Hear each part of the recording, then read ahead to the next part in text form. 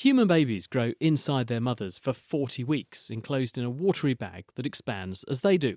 As the clock ticks during pregnancy, various processes then kick in to thin the membrane material that surrounds the baby so the bag ruptures at roughly the right moment to promote labour. But in some cases, this happens far too early and it can trigger a preterm birth. And now scientists at Queen Mary University of London have discovered why. And if we know how it works, we might be in a position to discover how to stop it, as Tina Chowdhury explains. So where the story begins is that in this country, around 700,000 babies are being delivered every single year. And 60,000 of those babies are born prematurely. Sadly, some of these babies are going to die. So 20% of the babies that are born preterm will die. So that's around 10,000 babies every year. Do we know why these babies pop out early? Well, there are a number of reasons why the babies are born prematurely. We think that when a mother has vaginal bleeding, we know that the blood is going to cause weakening of the fetal membrane tissues. We also know that infection is a cause. Fetal growth restriction or problems with the placenta, that can also lead to premature birth. These are all situations where the fetal membrane tissue, think of it a bit like a balloon sort of structure. So as mum is going through pregnancy, the baby is getting bigger. This balloon-like structure has this wonderful capacity to also expand and stretch. So the baby's basically growing in a big bag of fluid, isn't it? And the balloon-like structure you're referring to is this set of fetal membranes that the baby is inside.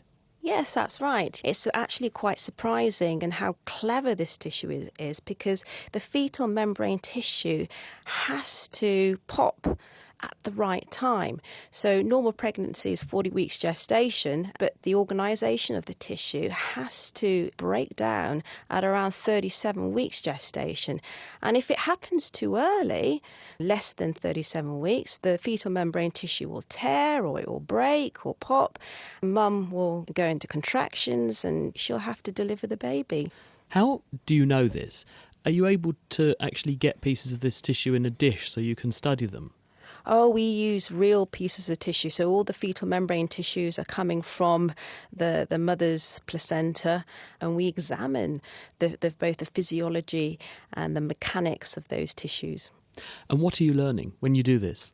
Well, we're learning a number of things. So when we stretch fetal membrane tissues, we find that the cells are producing a protein.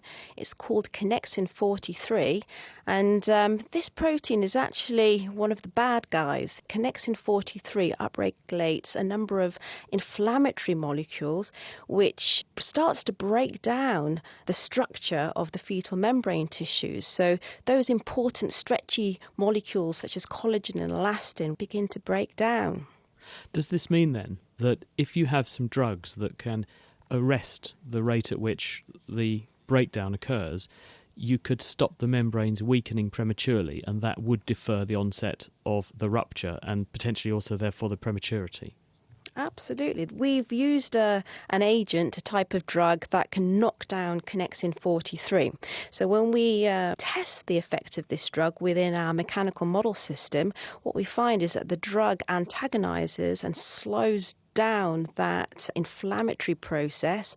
And so instead of the tissue becoming soft and weak, the tissue retains its mechanical properties, it retains its stretchiness. That three-dimensional structure is maintained.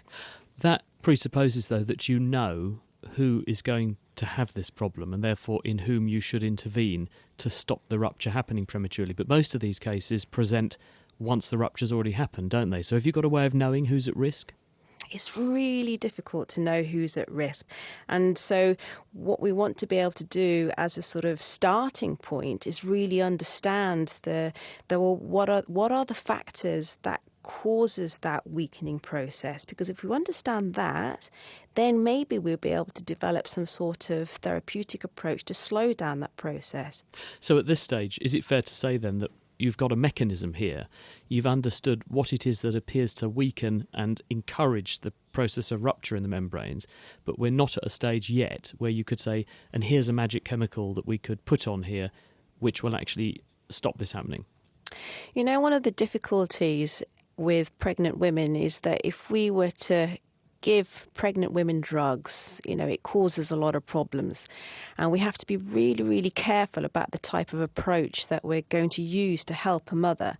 My gut feeling on all of this is that if we have an approach that can help to keep that tissue strong and allows the baby to carry on for X number of weeks so that she can be delivered at a time where she's ready to be born, then we've got a solution. Tina Chowdhury, and her paper describing that work has just come out in Scientific Reports. She also told me that her own kids are big fans. So hello, kids.